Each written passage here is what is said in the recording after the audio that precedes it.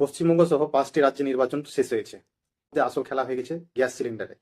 LPG cylinder, liquefied petroleum gas, যেটা LPG সিলিন্ডারের দাম 1 লাফে বেড়ে হয়ে গেছে 3071 টাকা। 3071 টাকা, ভাবা যায় এতটা দাম? তো এবার 3071 টাকা দাম, মানে টোটাল দাম বেড়েছে 993 টাকা, প্রায় 1000 টাকার মতো দাম বেড়েছে। 1 লাফে 1000 টাকার মতো দাম বৃদ্ধি পেয়েছে। তাহলে কি আমরা যে জ্বালানি বা যে রান্নার সিলিন্ডার ব্যবহার করি সেগুলো থেকে দাম কত বেড়েছে? সেগুলোতে কিন্তু কোনো দাম বাড়েনি, আনচেঞ্জ রয়েছে, মানে অপরিবর্তিত রয়েছে। আসল দাম যেটা বেড়েছে সেটা হচ্ছে কমার্শিয়াল সিলিন্ডার। বিভিন্ন রেস্টুরেন্ট, বিভিন্ন হোটেল, যেগুলোতে রান্না করা হয়, বড় মাপের সিলিন্ডার যেটা ব্যবহার করা হয়, সেটা যার ওজন হচ্ছে 19.2 কেজি, এবং সেটার বর্তমান মূল্য হচ্ছে 3071 টাকা।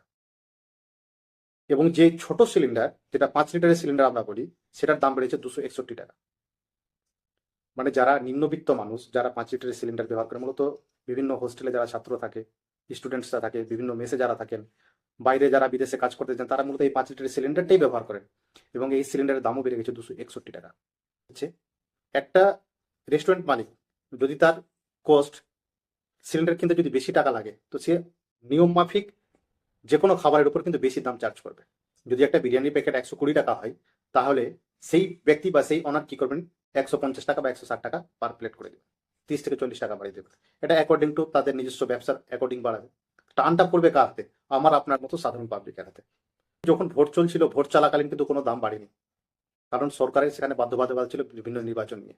এটাই হচ্ছে বিরোধীদের বিভিন্ন কথা, যে এই কারণে নির্বাচনের জন্য সরকার কিন্তু দাম বাড়ায়নি। কিন্তু বাস্তব পক্ষে দাম বাড়ানোটা কি নির্বাচনের সঙ্গে সম্পর্কিত কিনা, এটা একটু জানি। নির্বাচনের সঙ্গে সম্পর্কিত কিছুটা হলেও আছে। এটা শুধু বর্তমান গভর্নমেন্ট নয়, বিগত দিনে গভর্নমেন্টও নির্বাচন প্রক্রিয়াটাকে শিথিল করার জন্য, পাবলিককে নিজের পক্ষে করার জন্য কিন্তু দাম বাড়ায় না চট করে। যে নির্বাচন শেষ হয়েছে সেই দাম বেড়েছে। এটা হচ্ছে বিরোধীদের মত।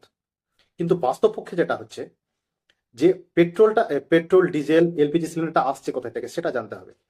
এগুলো মূলত আসছে মিডল ইস্ট কান্ট্রি থেকে।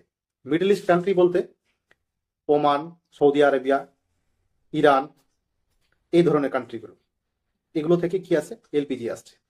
ভারতে যতগুলো এলপিজি আসে তার 60% কিন্তু ওপেক কান্ট্রিগুলোর উপর ডিপেন্ড করে।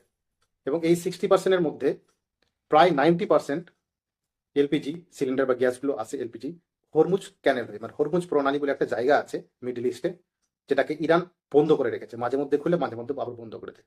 এটা একটা ক্রাইসিস সৃষ্টি হয়েছে গ্লোবালি, মানে বিশ্বব্যাপী প্রচুর একটা ক্রাইসিস চলছে। এই কারণে সিলিন্ডারের দাম বেড়েছে, এটা হচ্ছে সরকার পক্ষের মত। এই বিষয়ে আপনাদের কি মত?